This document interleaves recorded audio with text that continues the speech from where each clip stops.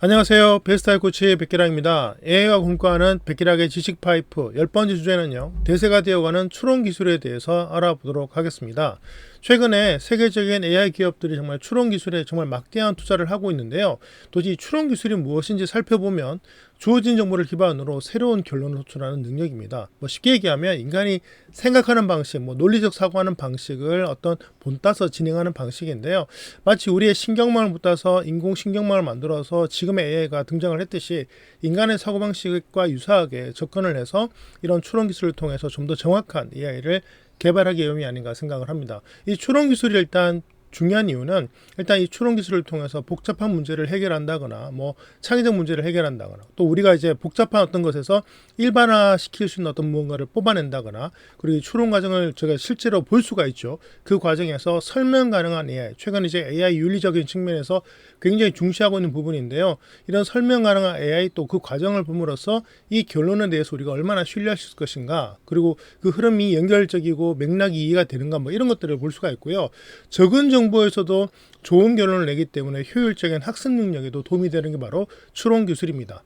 대표적인 추론 기술에는 기납적 추론, 연역적 추론 이런 등등 기술이 있고요. 유추적 추론이나 귀추적 추론 같은 기술들이 있는데요. 간단하게 살펴보면 귀납적 추론 같은 경우는 특정 사례를 관찰해서 그 속에서 패턴을 찾아내는 방식이라면, 연역적 추론 같은 경우에는 이미 알려진 사실과 규칙을 기반으로 해서 새로운 결론을 도출하는 방식입니다. 우리가 기본적으로 귀납법, 연역법 이런 것들을 많이 보셨을 것 같고요.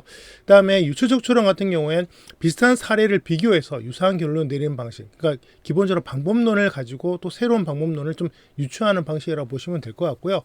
귀추적 추론 같은 경우에는 주어진 관찰 결과를 잘 설명할 수 있는 가설을 찾는 방식입니다. 그래서 정답이 현재 나와 있는 건 아니지만 끊임없이 가설을 찾아서 이 가설을 점점 더 구체화하는 그런 과정이다라고 생각을 하시면 될 것 같습니다.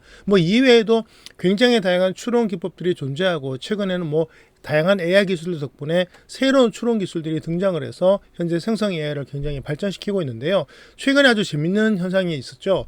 챗GPT 4.5 모델에 기본적인 일부 추론 기술을 제외하고 모델을 출시했습니다. 왜 그러냐?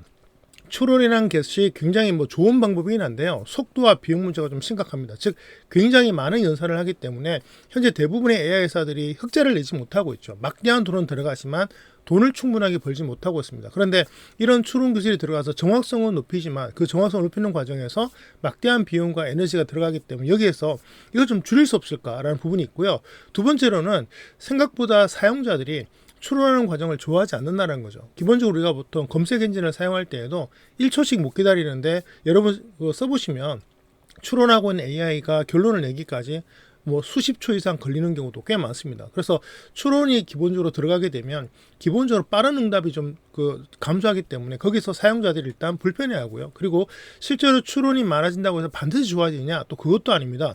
추론하는 과정도 결국 따지고 보면 불완전한 데이터나 현재까지 만들어져 있는 알고리즘에서 추론하는 것이기 때문에 오류 가능성이 되려 증가하는 경우도 만들어지고요.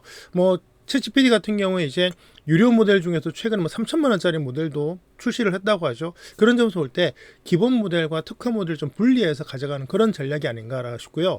또 추론 과정은 대체로 보면 우리가 보통 텍스트에서 이루어집니다. 최근에 이제 오픈AI도 마찬가지지만 멀티모달 스타일로 많이 발전을 하고 있죠. 그러다 보니까 이 추론 기술이 이미지라든가 동영상에 들어가기엔 굉장히 또 어려운 기술 중에 하나입니다. 그래서 그러면 한쪽으로 추론 기술이 들어가서 텍스트 부분에서 지나치게 많은 에너지를 뽑다 보면 멀티모달의 어떤 기본적인 밸런스에도 문제가 생기기 때문에 그런 점에서 좀 분리해서 가려는 전략이 아닌가 생각을 합니다.